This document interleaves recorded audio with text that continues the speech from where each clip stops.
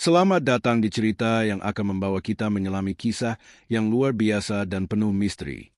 Kisah tentang seorang bayi yang dibuang oleh ibu kandungnya, namun diselamatkan oleh seekor harimau, makhluk yang selama ini kita kenal sebagai predator ganas di hutan. Tetapi, Bayu, begitulah namanya, bukanlah bayi biasa. Ia memiliki takdir yang jauh lebih besar, yang melibatkan alam dan makhluk-makhluk yang tak tampak oleh mata manusia biasa. Sebuah kisah yang penuh dengan keajaiban, kebijaksanaan, dan pelajaran hidup yang mendalam. Bagaimana perjalanan hidup Bayu yang ajaib ini bisa mengubah takdir Desa Mekarwangi? Apa yang sebenarnya terjadi antara Bayu dan harimau yang menemaninya? Temukan jawabannya dalam kisah ini. Jangan lupa untuk memberikan komentar di bawah. Apakah kalian percaya bahwa kekuatan alam bisa begitu kuat, bahkan sampai membawa seorang bayi menuju takdirnya yang luar biasa? Atau mungkin kalian punya pandangan lain tentang kisah ini? Kami sangat menantikan pendapat kalian. Selamat menyimak. Kabut pagi masih menyelimuti lereng hutan bukit tapak ketika Pak Surya melangkah pelan membawa kapak dan karung kecil di punggungnya. Lelaki tua itu bukan pemburu, melainkan pencari kayu hutan yang biasa menjual ranting kering ke pasar desa. Usianya telah melewati 60, namun langkahnya masih tegas menyusuri jalur setapak di balik semak berduri. Tak ada yang istimewa pagi itu, hingga ia melewati akar besar pohon beringin tua yang konon katanya angker. Dari balik akar pohon itu, terdengar suara lirih. Bukan suara hewan, bukan suara angin, tapi suara tangisan. Tangisan bayi. Pak Surya sontak terdiam. Ia menoleh kanan dan kiri. Suara itu begitu nyata, begitu dekat, menusuk telinga dan menimbulkan getaran di dadanya. Siapa yang bisa menangis di tempat seperti ini? Perlahan, ia menyingkap dedaunan kering dan ranting yang menumpuk. Suaranya semakin jelas. Tangan Pak Surya bergetar. Ia tak tahu apa yang akan ia lihat. Seekor bayi manusia, terbaring dengan wajah kemerahan dan tubuh mungil yang hanya dibalut kain lusuh, tergeletak di situ. Matanya tertutup, tapi tangisannya menembus lebatnya hutan. Namun satu hal yang membuat tubuh Pak Surya nyaris lumpuh adalah sosok yang berbaring tidak jauh dari bayi itu. Seekor harimau betina. Tubuhnya besar dan ototnya mengeras. Bulu lorengnya berkilau tertimpa sinar matahari yang menyusup lewat selai daun. Tapi harimau itu tidak mengaum, tidak menyerang. Ia hanya menatap Pak Surya dengan mata keemasan yang tenang. Sangat tenang. Pak Surya nyaris tak berani bernapas. Ia menunduk perlahan, berharap harimau itu tak menganggapnya ancaman. Namun saat beberapa detik berlalu, ia mulai menyadari sesuatu yang lebih menggetarkan. Harimau itu bukan datang untuk memangsa. Ia datang untuk menjaga. Bayi itu tidak terluka. Tubuhnya bahkan terlihat hangat, seolah baru saja diberi pelukan.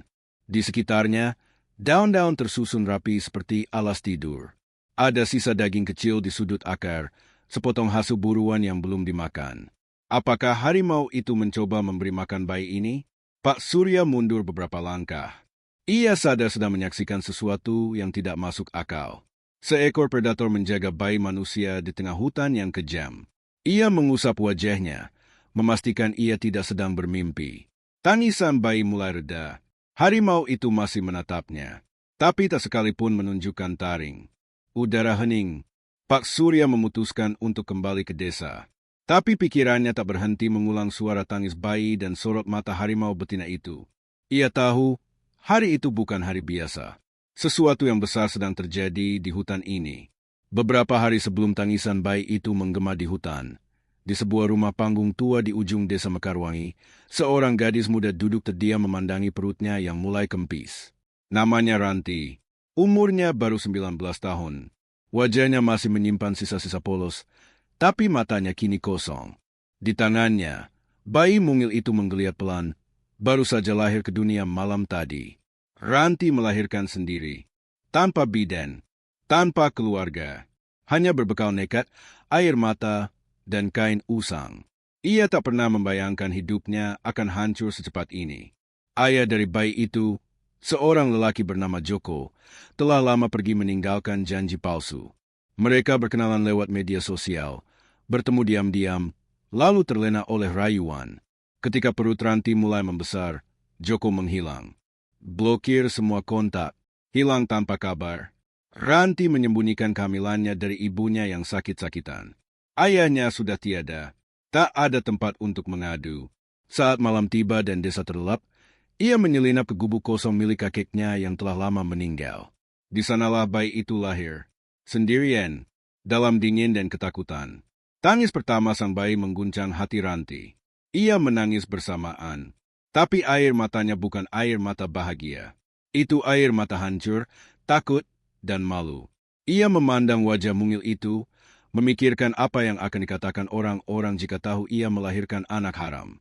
Hinaan, caci maki, dan gunjingan akan menyayat hidupnya seperti pisau. Pagi harinya, dengan tangan gemetar dan tubuh lemas, Ranti membungkus bayinya dengan kain batik tua. Ia berjalan diam-diam, menyusuri jalan tanah menuju hutan.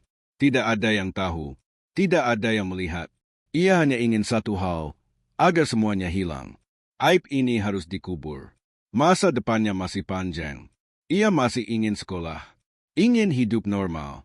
Di bawah pohon beringin besar yang pernah diceritakan ibunya sebagai tempat tinggal makhluk gaib, Ranti meletakkan bayi itu. Ia tak sanggup menatap wajahnya terlalu lama. Ia berlari. Air matanya membanjiri pipi, hatinya koyak.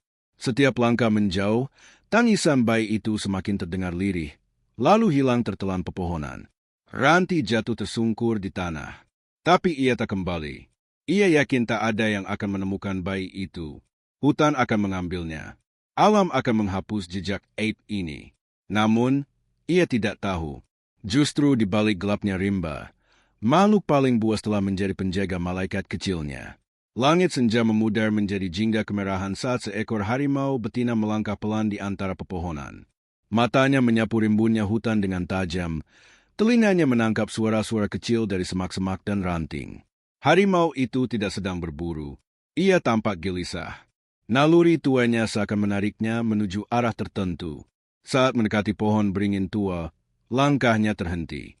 Ia mendengar suara lemah yang asing. Tangisan, lembut, serak, tapi jelas. Harimau itu bergerak perlahan, mendekat dengan hati-hati. Lalu ia melihatnya. Bayi kecil, terbungkus kain tipis, kulitnya pucat karena udara dingin malam yang mulai turun. Harimau itu menunduk. Ia mengendus tubuh mungil itu, lalu duduk di sampingnya. Tak ada naluri berburu, tak ada nafsu untuk menerkam. Justru sebaliknya, muncul perasaan lain. Naluri keibuan yang selama ini tertanam dalam darahnya sebagai penjaga anak-anaknya yang telah lama mati di tangan pemburu. Ia menjelati pipi bayi itu. Sekali, lalu dua kali. Tangisan bayi mereda. Harimau itu meringkuk di sekeliling tubuh bayi, menjaganya dari udara malam. Ia menggonggong pelan, memberi sinyal pada alam bahwa makhluk kecil ini adalah bagian dari wilayahnya sekarang. Malam itu, hujan turun pelan. Suara kodok dan jangkrik mengisi gelap hutan. Namun di bawah akar beringin yang tebal, hangat terasa. Bayi itu tertidur lelap di samping tubuh besar sang harimau. Ia tidak tahu telah ditinggalkan ibunya. Ia tidak tahu bahwa ia seharusnya mati. Ia hanya tahu ada sesuatu yang hangat memeluknya. Sang harimau keluar beberapa kali, membawa potongan daging dari sisa buruan. Ia tidak tahu cara memberi makan bayi manusia. Tapi ia mencoba. Bahkan saat sekumpulan anjing liar mencoba mendekat, sang harimau mengaum keras dan menghalau mereka pergi. Tak ada satu makhluk pun boleh menyentuh bayi itu. Beberapa malam berlalu. Bayi itu masih hidup, masih menangis, masih bernapas. Dan harimau itu masih setia menjaganya. Ia tidak berbicara, tidak mengerti bahasa manusia. Tapi hatinya yang buas telah menjelma menjadi pelindung. Di luar sana, manusia mengira binatang adalah ancaman. Tapi di malam-malam sunyi hutan tapa, justru makhluk buaslah yang menjadi penyelamat bagi bayi yang dibuang darah dagingnya sendiri. Dan pada hari kelima, suara langkah manusia kembali terdengar di dekat beringin itu. Sore itu, rombongan kecil pencari kayu melintasi jalur lama di pinggir hutan tapa. Mereka adalah warga desa Mekarwangi yang terbiasa mencari ranting kering untuk dijual ke pasar. 3 orang pria dewasa dan seorang bocah laki-laki berusia 10 tahun membawa karung goni dan golok tajam. Mereka melangkah sambil bercanda, sesekali menunjuk bekas cakaran di batang pohon atau sarang burung di ketinggian. Ketika melewati beringin tua, bocah itu tiba-tiba menghentikan langkahnya. Ia memicingkan mata, seolah mendengar sesuatu. Ia berbisik pelan. Pat, itu suara bayi, ya? Semua langsung diam. Hanya suara daun berbisik dan langkah semut yang terdengar. Tapi beberapa detik kemudian, jelas terdengar suara lirih. Tangisan bayi. Mereka saling pandang. Salah satu dari mereka mendekat, perlahan-lahan membuka semak di sekitar akar beringin. Dan saat itulah matanya membelalak. Seekor harimau betina sedang meringkuk. Matanya menatap tajam ke arah mereka. Di samping tubuhnya, seorang bayi manusia terbaring lemah. Pipinya memerah karena jilatan lembut. Pemandangan itu begitu mustahil. Tapi nyata, para pria itu panik, mundur beberapa langkah. Salah satu dari mereka hampir menjatuhkan golok. Tapi anehnya, sang harimau tidak marah. Ia tidak mengaum, tidak melompat. Ia hanya menunduk, lalu berdiri perlahan, dan dengan langkah tenang menjauh ke balik semak. Seolah ia tahu, waktunya menjaga telah selesai. Tak seorang pun mengejar harimau itu. Mereka terlalu tercengang. Salah satu pria, Pak Sarwan, mendekat dengan perlahan dan mengangkat bayi itu dengan hati-hati. Tubuhnya masih hangat, tangisnya makin keras. Tapi yang lebih mencengangkan, di tubuh bayi itu masih ada sisa bulu-bulu halus yang menempel, seperti habis diselimuti bulu binatang. Makhluk buas itu melindunginya, gumam Pak Sarwan dengan suara nyaris tak terdengar. Tanpa banyak kata, mereka segera membawa bayi itu pulang ke desa. Di sepanjang jalan, mereka masih diam. Otaknya mencoba mencerna apa yang baru saja mereka saksikan. Tidak ada satupun yang bisa menjelaskan. Namun satu hal yang pasti, seorang bayi yang semestinya mati di tengah hutan, kini tertidur tenang dalam dekapan manusia. Berkat penjaga yang tak terduga, harimau betina dari rimba Tapah. Dan kabar tentang penemuan itu segera menyebar ke seluruh desa.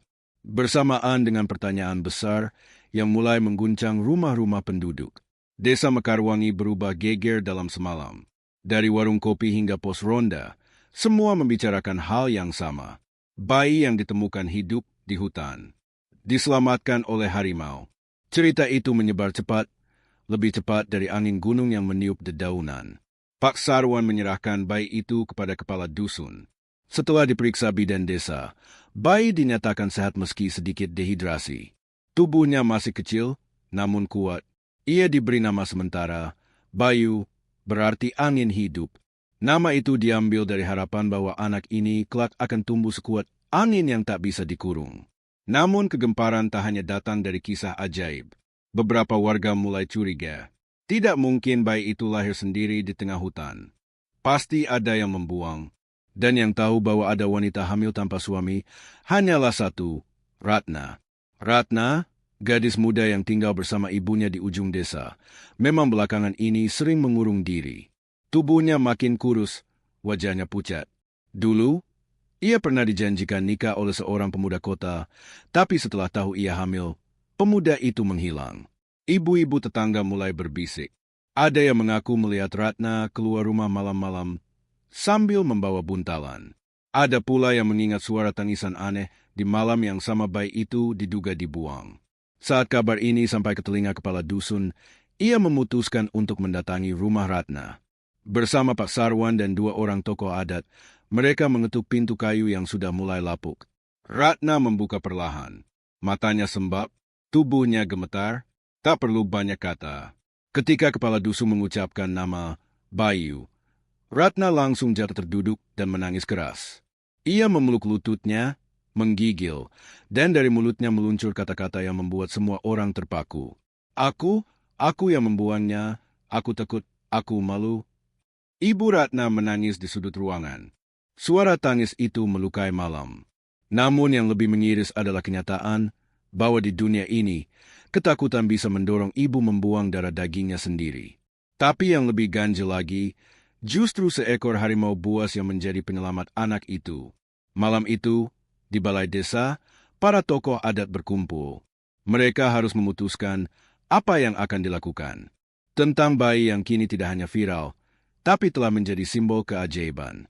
Dan tentang ibunya yang terjebak dalam dosa, namun juga dalam luka yang dalam. Bayu kecil kini tinggal sementara di rumah kepala dusun. Setiap hari, warga datang bergantian hanya untuk melihatnya. Ia menjadi pusat perhatian seluruh desa.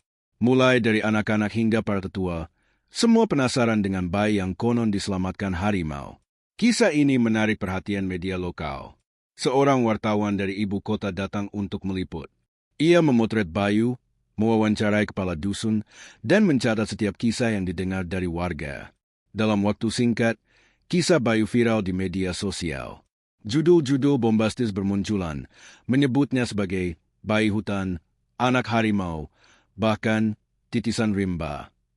Namun di balik itu semua, Ratna masih dikucilkan. Meski ia telah mengakui perbuatannya dan menangis meminta ampun, banyak warga yang belum bisa menerima. Ia hanya tinggal di rumah, tidak pernah keluar. Ibunya pun jarang bicara. Rumah mereka kini seperti kuburan sunyi. Suatu sore, saat langit mendung dan suara petir terdengar sayup, datang seorang lelaki tua berjubah lusuh ke balai desa. Namanya Pak Tarhim, seorang pengelana yang dikenal punya ilmu dan hati bijak. Ia pernah tinggal di desa itu puluhan tahun lalu, sebelum menghilang tanpa kabar. Ia meminta izin bertemu Bayu. Ia menatap bayi itu lama sekali, lalu memejamkan mata. Suaranya lirih. Anak ini bukan anak biasa, ujarnya pelan. Ia dipilih untuk diselamatkan. Bukan karena kebetulan, tapi karena ada yang menjaganya. Kepala dusun hanya diam. Ia tahu Pak Tarhim bukan orang sembarangan. Ia melanjutkan. Jangan lihat masa lalu ibunya. Lihatlah masa depan anak ini. Jika desa ini terus memelihara dendam dan aib, maka keberkahan akan pergi. Tapi jika desa ini bisa merawat anak ini dengan kasih, maka Allah akan menurunkan rahmat yang besar. Kata-kata itu menggetarkan hati banyak orang. Esoknya, beberapa warga mulai berani menyapa Ratna. Beberapa ibu bahkan membawakan makanan. Perlahan, sikap desa pun mulai berubah. Tidak semua, tapi cukup untuk membuat Ratna berani keluar rumah dan menatap matahari. Yang tak disangka, Bayu mulai tumbuh dengan cepat. Di usianya yang baru beberapa bulan, ia sudah bisa mengangkat kepala dengan kokoh. Tatapannya tajam, penuh energi.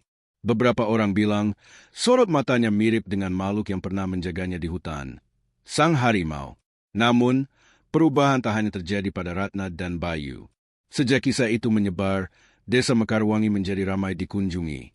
Para peneliti, jurnalis, bahkan wisatawan spiritual datang ingin melihat langsung tempat bayi ajaib itu ditemukan. Mereka ingin melihat akar beringin tua, tempat harimau menjaga Bayu. Tapi setiap kali mereka mencoba masuk lebih jauh ke dalam hutan, selalu saja ada suara auman samar yang terdengar dari kejauhan. Seolah ada batas yang tidak boleh dilewati. Hari demi hari, Bayu tumbuh semakin cepat. Dalam waktu yang singkat, tubuhnya semakin besar, meski usianya baru memasuki 1 tahun. Tak hanya fisiknya yang berkembang pesat, tetapi kecerdasannya pun luar biasa. Ia belajar berjalan jauh lebih cepat dari bayi lainnya, bahkan mulai berbicara dalam kata-kata sederhana. Namun ada satu hal yang membuat warga semakin penasaran dan takut. Bayu menunjukkan perilaku yang aneh. Saat ia bermain di halaman, seringkali ia merangkak dengan gerakan yang mirip dengan harimau, penuh kelincahan dan ketangkasan. Ketika ia menangis, ada suara yang hampir menyerupai auman halus, suara yang seakan berasal dari dalam rimba. Pak Sarwan, yang sejak awal sangat peduli dengan Bayu, mulai merasa cemas. Ia sering mengamati Bayu dari kejauhan, tak hanya karena kecepatan pertumbuhannya, tetapi karena mata anak itu yang seringkali tampak kosong, seperti sedang berkomunikasi dengan sesuatu yang tak tampak. Pada suatu malam yang penuh bintang, Bayu tiba-tiba terbangun dari tidurnya dan menangis keras. Tangisannya bukan tangisan biasa.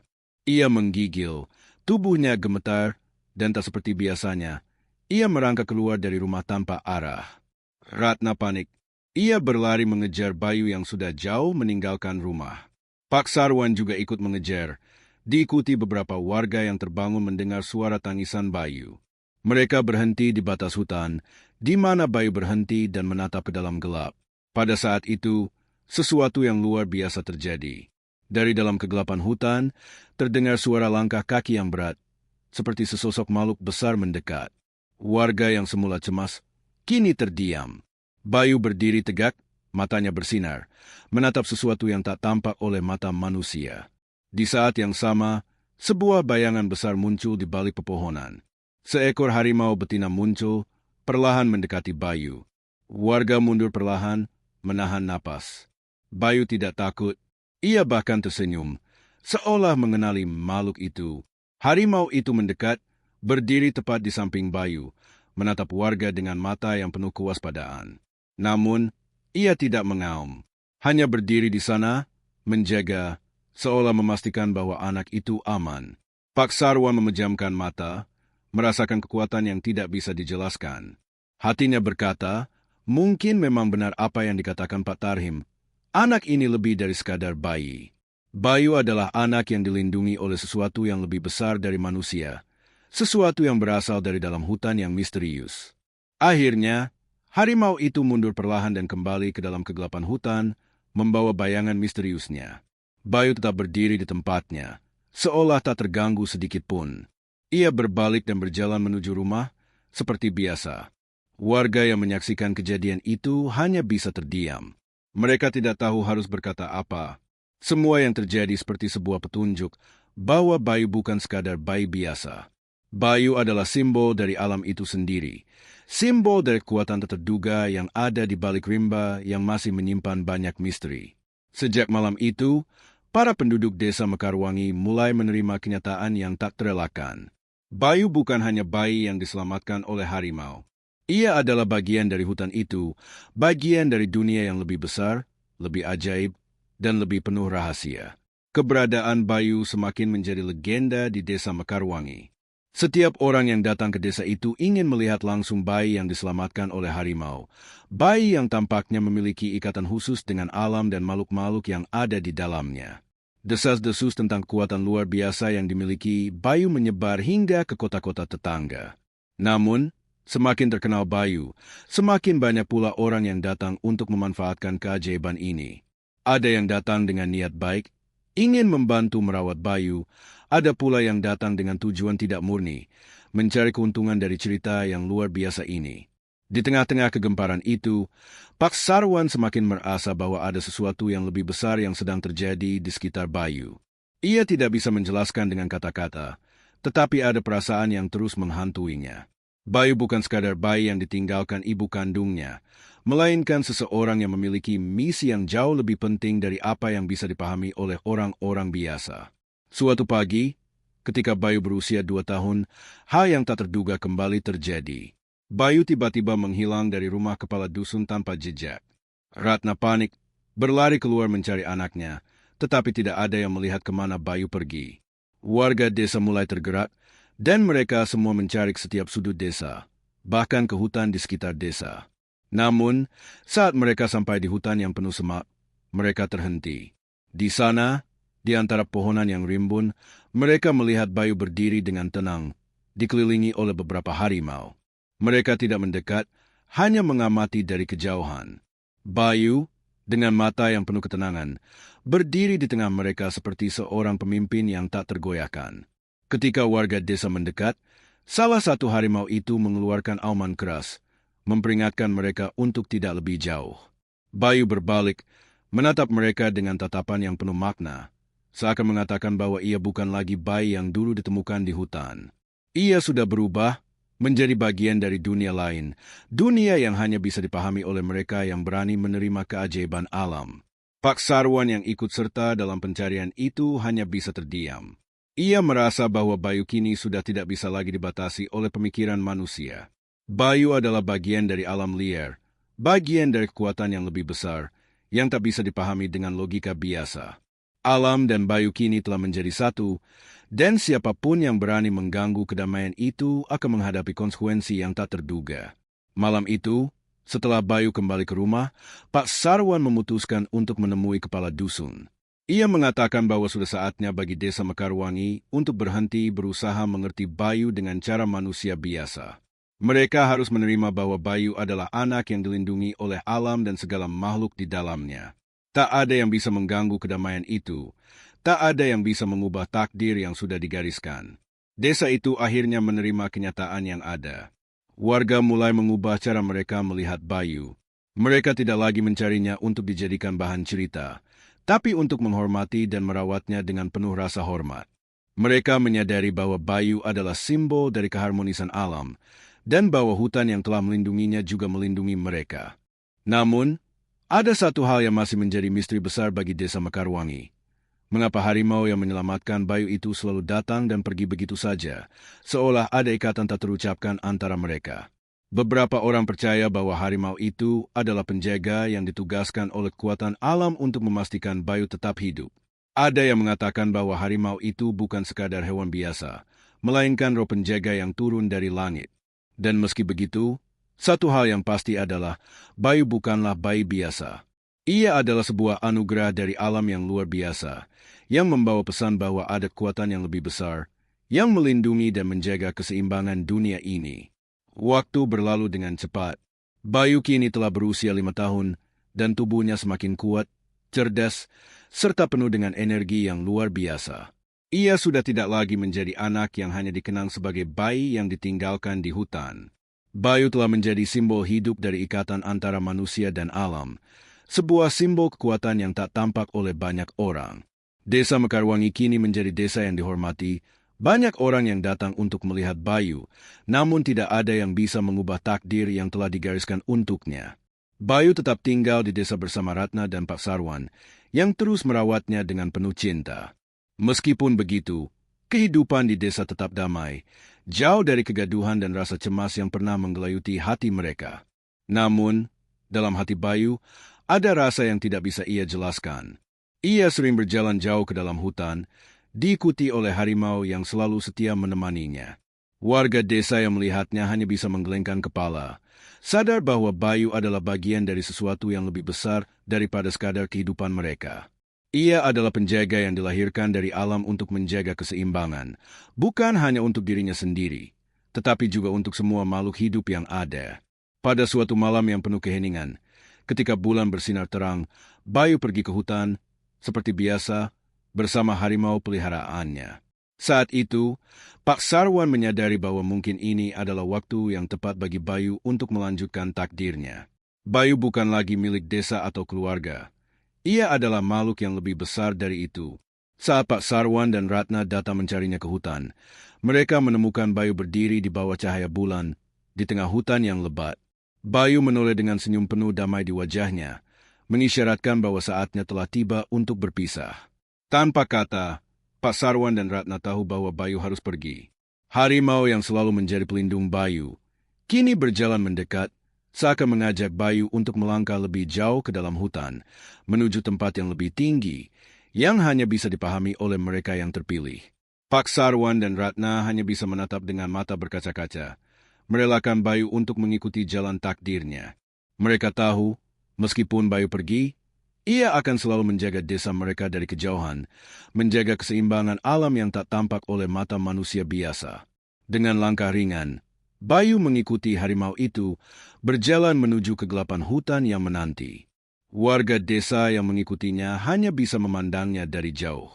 Mereka menyaksikan Bayu, anak yang dibuang, yang diselamatkan oleh harimau, kini telah menjadi bagian dari alam, menjadi penjaga yang tak tampak, yang melindungi mereka tanpa pernah menginginkan pujian. Malam itu, hutan kembali sunyi. Bayu menghilang ke dalam keheningan, dan dengan itu, kisah tentang bayi ajaib yang diselamatkan oleh harimau berakhir. Desanya tetap tenang, tetap dilindungi oleh kekuatan yang tak bisa dijelaskan. Bayu telah menjalani takdirnya dengan penuh keberanian, dan dunia pun menjadi sedikit lebih baik berkat kehadirannya. Dalam cerita ini, kita diajarkan tentang kekuatan takdir dan kasih sayang yang bisa datang dari tempat yang tak terduga. Seperti halnya Bayu yang dibuang, namun diselamatkan oleh harimau.